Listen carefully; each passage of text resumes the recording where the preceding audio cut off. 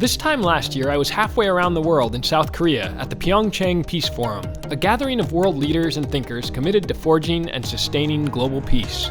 But this year, COVID-19 has forced us to find another way to connect with these incredible minds. Since I can't go to the Peace Forum, I'm heading to our ABC studio to bring the Peace Forum to me. Today, we're talking about the unprecedented impact of the pandemic, the response of the global community, and the implications for peace and international cooperation for Korea and beyond.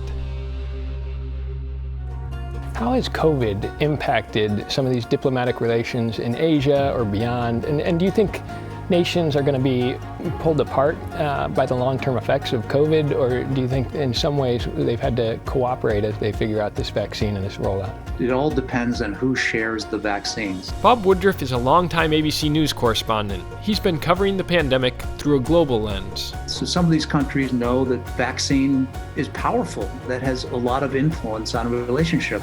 Are you getting vaccines or not getting vaccines?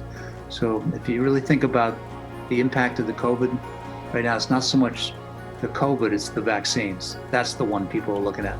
The Peace Forum has assembled leaders in business, government, and diplomacy to better understand the impact of COVID-19 on international relations. I think this is a challenge for the whole world, so I need effort, not country by country, but we need to put hand in hand between country, between people to overcome this pandemic.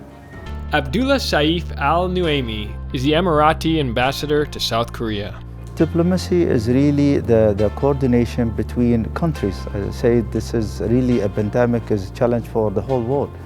We cannot keep it within our border, each country. I mean, we have to our diplomatic channel to connect with other countries through the ambassador or directly to really overcome this pandemic. A national government's first responsibility is to its citizenry. Afterwards, there's a very important commitment to the global welfare. Akiva Tor is the Israeli ambassador to South Korea. He believes that the tradecraft of diplomacy has suffered due to the pandemic. People talk about how diplomacy is kind of outdated because we have all these possibilities of electronic communication, speaking by phone. But at the end of the day, when you don't have ministerial visits between governments, you feel it. It's very hard to move things forward at the highest level if you don't have some real contact between leaders. Lockdowns have disrupted travel in general, but in a country like North Korea, where the free flow of communication and information is heavily restricted in normal times, the pandemic has pushed them to close down almost completely. We want to have some kind of cooperation with North Korea in terms of preventing or fighting against COVID-19. Jeon In-suk is a host for Korea's KBS News and has traveled to North Korea for his reporting. Even though the North Korean government closed its border, COVID-19, in my opinion, has already been spread in North Korea.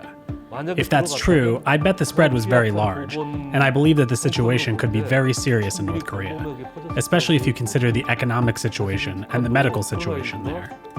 But I believe distributing vaccines and treatments could be very difficult in North Korea. I believe that our government in South Korea would want to provide vaccines to North Korea, but I'm not sure whether North Korea can accept it, because it's not a simple matter. If South Korea decides to help North Korea in terms of COVID-19, North Korea would not want it to be a big issue in the international society. They will want to have it secretly, because the government does not want to show their residents that North Korea is receiving aid or receiving vaccines from South Korea. After COVID-19, North Korea closed their borders completely. There's no travel between North and South, but they don't even have travel open with China currently. There's no information, there's no travel, there's no IT communication. That's the situation right now. Choi Moon-soon is the governor of Gangwon, the South Korean province bordering North Korea, and he helped to establish and host the Peace Forum. He's been trying to find solutions for peace on the Korean peninsula for years. There are around 135,000 divided families, split by the 38th parallel. Brothers and sisters who live in different countries, South Korea and North Korea. We use the term divided family because that's what we are, family. Foreigners might think that South Korea and North Korea are very different, that they don't share the same ethnicity, but that's incorrect. We are one people. We share the same DNA. We have the same family.